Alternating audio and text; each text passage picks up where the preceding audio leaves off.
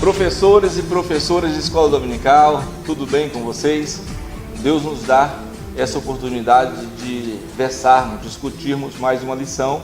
É a lição 3 do dia 19 de novembro de 2014. O tema é o milagre do maná, o suprimento divino. Vocês podem observar que essa lição ela tem relação com a caminhada histórica, a caminhada do Êxodo, que dura aproximadamente 40 anos. Então, o povo está no deserto, ou em outras palavras, está no Egito, o povo está sofrendo, o povo está em um estado de subserviência, o povo está sendo forçado a desenvolverem trabalhos escravos, o povo está sendo oprimido e o povo está sofrendo. Com isso, o povo começa a clamar, a rogar, a suplicar. Deus atende o clamor do povo, Deus, como sempre, atende o clamor do pobre, e aí Deus tira o povo do deserto, o leva rumo a Canaã. Agora eles têm um norte, eles têm um objetivo, eles têm um rumo. O propósito deles, além de sair do Egito, é permanecer-se fiel e ir em direção a uma terra prometida que manava leite e mel. Agora, toda a caminhada, toda a trajetória, todo o percurso exige abnegação, exige fé, exige renúncia, exige releitura, revisão de vida. Toda a caminhada exige manter-se o foco, exige não desanimar, não perder a esperança no meio dessa caminhada. E aí, o povo que caminha no deserto, mais de 600 mil homens, que se multiplicar por 3 dá quase 2 milhões de pessoas, se multiplicar por 4 dá mais de 2 milhões de pessoas. Com isso, a gente tem essas questões hipotéticas porque fala de homens. Aí pensamos que não estão contabilizadas mulheres, nem filhos, nem filhas. O certo é que milhares de pessoas tinham saído do Egito e agora, historicamente, caminhava rumo a Canaã.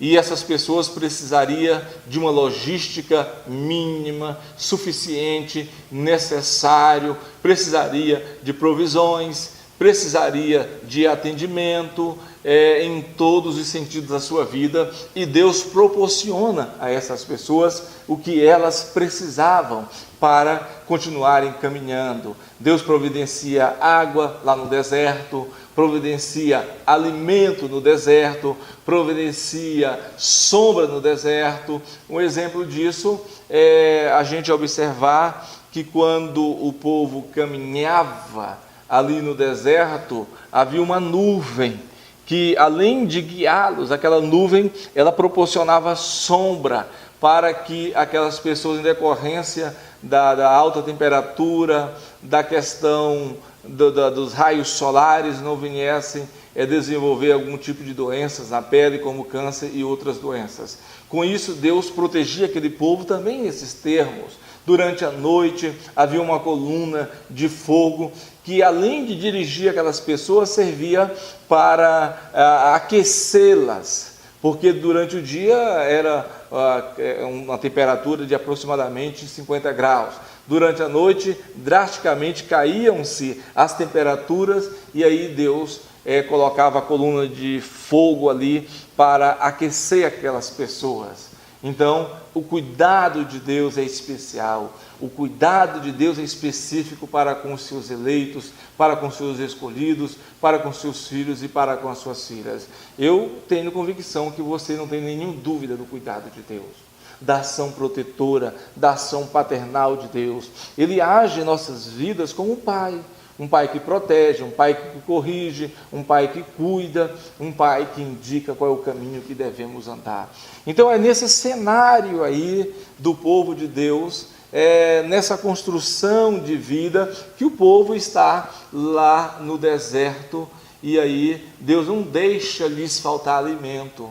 Diariamente Deus faz que a provisão venha do próprio céu, em forma de maná, que era um tipo de alimento, chamado até de alimento dos anjos, mas era um alimento para os seres humanos que vinham do próprio Deus, que Deus providenciava para aquelas pessoas. Todos os dias caía o maná, Deus dizia, olha, pegue o maná de acordo com a sua necessidade, não pegue menos, não pegue mais, não tenha escassez, mas também não tenha desperdício.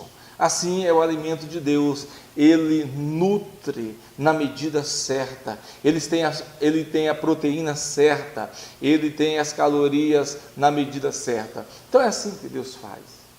A gente faz uma aplicação pastoral aqui, professor e professora de escola dominical. O alimento que nós damos para os nossos alunos da escola dominical tem a capacidade de nutri-los ou é um alimento insuficiente? É um alimento fraco, sem os nutrientes, sem as proteínas necessárias para que eles vivam espiritualmente. E os alimentos que nós, pastores, damos às nossas igrejas através da exposição, da pregação, através do ensino da palavra de Deus. Eu preciso pensar que nós precisamos melhorar a qualidade da nossa palavra. Eu quero acreditar que a palavra que nós ministramos para os irmãos de nossas igrejas não é o suficiente para nutri-los, para dar-lhes vida, não é o suficiente para fazê-los vigorosos e continuarem vigorosamente andando nessa caminhada, nessa trajetória de vida cristã.